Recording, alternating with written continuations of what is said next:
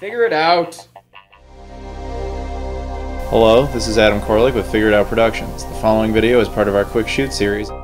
Hey guys, it's Adam here, and welcome to PlayLoad. This is all my video game pickups for the month of March 2017. A couple of notes. First, I have a Nintendo Switch. Ha! Surprise! I'm sure you guys saw it in previous videos. I don't have it out here at the moment. There was really no point. Second, I'm going to Japan in mid-April. Crazy! I'm really excited. But the point of that is basically just to tell you, like, I obviously spent some money on the Switch, and at the same time I intend to spend money in Japan, so I kind of kept it a little bit calmer in the rest of the front here. Yeah, just want to make sure you guys understood that. I also bought something I really shouldn't have bought. The other day I was really tired and it was late night clicking, and I was like, oh, let's get that. And then in the morning I was like, the fuck did I just buy? I don't have it yet. You guys will see. I'll put it up on in a stream when I get it. But anyway, moving on. First thing is not totally video game related. You guys might remember the Bahar Bros. They've shipped me review units for their video boxes for the Dreamcast, like the Akura, the Toro, the Hanzo, etc. They make really high-grade products, and generally when they send me one of those things to review, they also just throw in a jar of Sorel.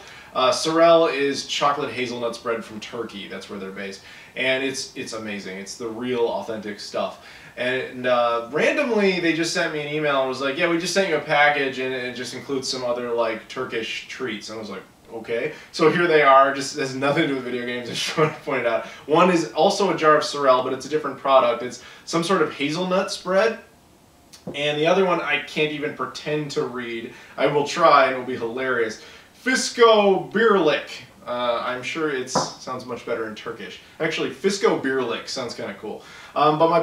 Basically, they're both some sort of hazelnut spread. They described them as being sugary and awesome and all sorts of fun things. So I'm looking forward to trying those out at some point. Thank you to the Bahar Bros for doing that. Moving on though, video games. That's what we're all here for, right? Now, obviously, I mentioned the Nintendo Switch. I picked up games for it, and I showed you all the games I had, save one, which I just got. The Binding of Isaac Aftermath. This is, of course, a new release, well, relative, not from the launch. It comes with a manual, which is really cool. Indie game, and it's really cool that this got a physical release on the Switch, and I really hope that it's more of a normal trend with the Switch. I would love to see a lot of indie games get physical Switch releases. That would make it a really exciting console to collect for, in particular, if you can only get these. I mean, these games might exist on multiple platforms, but if they only exist physically on the Switch, that would just be really fucking cool. But anyway, so there it is. And like I said, has a manual and a bunch of stickers and stuff, so very, very cool. And it even looks like an NES manual, which I'm sure is very, very intentional. So there you go, The Binding of Isaac Aftermath. Additionally, I got ones you've already seen, Super Bomberman R, 1-2 Switch, which on my other channel, Game Society, we did a live stream of this for 2 hours. I will actually include a link at the end of this video because YouTube is getting rid of annotations. There will be a clickable ad, or not an annotation, a clickable button, whatever you want to call it, will exist at the end of this video so you can see the live stream of this. I'm in it, it's pretty funny. And then the other one I got, of course, the one that everyone got, Legend of Zelda Breath of the Wild. Again, did a live stream of this on my other channel. Again, at the end of this video, there will be a link to that video. Speaking of Breath of the Wild, we had to, of course, pick it up for the Wii U, because the Wii U is a console that I want to get a full set for. I'm pretty much all the way there, but there was a few items missing. Of course, this is Nintendo's final game for the Wii U. Not necessarily the last Wii U game altogether, but pretty much the end. There's only a couple other games that may come into existence, none of which are really totally sure. And Bloodstained, the game we were pretty sure was still coming, just got canceled not too long ago in favor of a Switch version. So, while probably not literally the last Wii U game, it's pretty much the last Wii U game, so at least definitely the one by Nintendo. So good way to go out with a bang from them, and I'm glad they actually committed to putting this out when they really didn't have to, but they did it, and that was smart of them to do. But moving on, other Wii U titles. This one, Lego Dimensions. Never had this. I'm a big fan of Lego games. I just never really got around to this one. This one's of course the one that uses toys and stuff to interact with the game. Yeah, I just never picked it up. But I got it for a very specific reason, which you'll see later in this video. And then finally for the Wii U, this was one that was not, I mean, I needed it, but it wasn't on my radar as important until I got a tweet from, I'm sorry, I don't remember who, but I got a tweet basically saying like, hey, did you pick this one up because look at eBay? And I was like, what? And yeah, This game is Turbo Super Stunt Squad, based on a shitty movie from a few years ago. Not a particularly enjoyable game by any real stretch of the imagination, but in true Wii U fashion, it is becoming one of the hardest games to find because it's a crappy game with a low print run. So I lucked out. I found it at GameStop, a store I do not like supporting, but they had it for not much money, so I wanted to get it. If you go check out eBay right now, you'll see this game is starting to balloon. Not to like Hello Kitty numbers, but it's getting bad. So I wanted to make sure that was off the list. Now, moving on, a couple other games. For PS4, we got Lego Harry Potter Collection, which is a remaster of Lego Harry Potter years 1 through 4 and Lego Harry Potter years 5 through 7. I really like the Lego games, as I mentioned. I never actually got around to playing them originally when I had them for the 360, so having like a remastered version to just start from would be kind of cool. It's actually odd. This is a PS4 exclusive, which is strange because Lego games tend to be on everything, like everything. For them to put it on just one platform is odd, but that's what they did. So regardless, I'm glad it exists and it was cool to pick it up. Also got a couple of games for the Xbox One. I got Dark Souls 2, the remaster, and Dark Souls 3. Although in hindsight, I'm probably going to regret getting Dark Souls 3 for the Xbox One because it's coming most likely to the Switch, and I'm betting that that's, since I would have got it, you know, potentially anyway. I'm still deciding if I'm going to get a full Switch set. It really depends on if the console's successful. But point is, I probably would have preferred a Switch version. But regardless, there we go. I have both of those. And then I picked this game up just because I saw it and it was really cheap and I never got around to it. Just Cause 2 for the Xbox 360. Also an Xbox One backwards compatible title. Moving on, I got these two games were sent to me by a user in the UK, and that's all I can tell you. This person wanted to be incredibly anonymous, didn't want to be credited in any way, shape, or form, and didn't even want me to open the package on camera, but this is the stuff they sent me they wanted me to have, and you know, thank you for doing that. But again, you didn't have to do that, but thank you very much. The first game is Monkey Island Special Edition Collection. Again, this basically consists of the Secret of Monkey Island and Secret of Monkey Island 2 physically for the Xbox 360. We never got this here. We only got digital versions. But yeah, Europe got a physical release of the game. Fortunately, this game is region-free, so it will actually work on a North American 360, which is probably why it's kind of a harder title to find, because it was only, you know, it's a regional exclusive that is actually region-free. And on top of that, it is actually Xbox One backwards compatible. Both of the games will work. So there you go. That's cool that that exists. And thank you again to said individual who also threw in this. Another European Xbox-related exclusive. This is Pilot Down Behind Enemy Lines for the OG Xbox. Again, we never got this here, so it's cool that I got that now, because the OG Xbox, of course, console I absolutely love. I love collecting for it. I'm still on the fence if I'm ever going to get a full set for it, but yeah, this made it a little bit easier, because there weren't too many European exclusives. It was like 80 or something like that.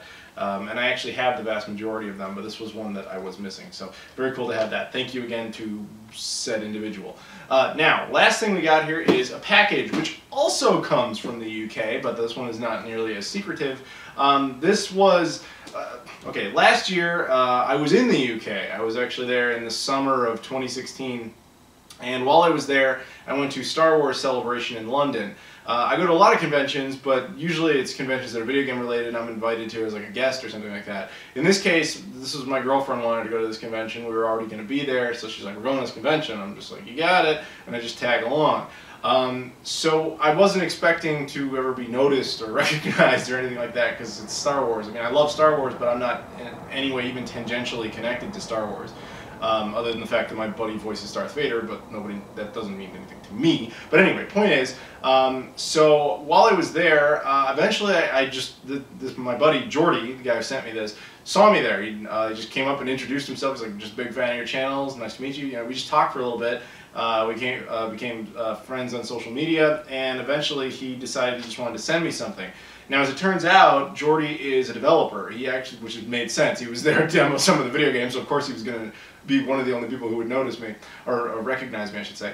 Point is, he actually worked on Lego Dimensions. Hey, I told you I'd bring it back. So he said he wanted to send me some stuff for the game. So obviously I wanted to make sure I had the game. But yeah, he worked on the game doing things like 3D modeling and stuff. I'm not entirely certain everything he did on it, but I think, and I could be wrong, I'm sorry Jordy if I get this wrong, he actually worked on Sonic the Hedgehog for LEGO Dimensions. I think he was partially responsible for at least making what the character looked like in that game. But yeah, so just to be clear, this is just something he sent me. This is not from, in any way, shape, or form from Warner Brothers Games or anything like that. This is just Jordy decided to pack some stuff up in a box and just send it to me, so thank you to Jordy. But now, let's go ahead and open it up, and let's take a look at what exactly is inside. Now, it says LEGO on the box, so you know that makes perfect sense. I'm sure that's what we had sitting around in the office there, and I'm getting past one thing. Yes, of course, I can see some LEGO Dimensions stuff. Let's see here. Okay, we have, we're just going to take a look. We got, first thing up, we have LEGO Dimensions Starter Pack, Green Arrow. I believe that's Green Arrow, right? Okay, there you go. Very cool. We have a level pack for Ghostbusters. Very cool. Look at that shit. We have a level pack for the Midway Arcade Pack. So I haven't actually played LEGO Dimensions, but I did once at Gamescom a couple of years ago. But basically the idea with this is you have the game, and then you have these things, and you put them out on like a sensor pad deal, and it like unlocks new content. So in this case, it has new levels that are created as a result of this, and you get new characters and all that kind of stuff. So here you would get a Ghostbusters level, and here you would get this Midway Arcade level.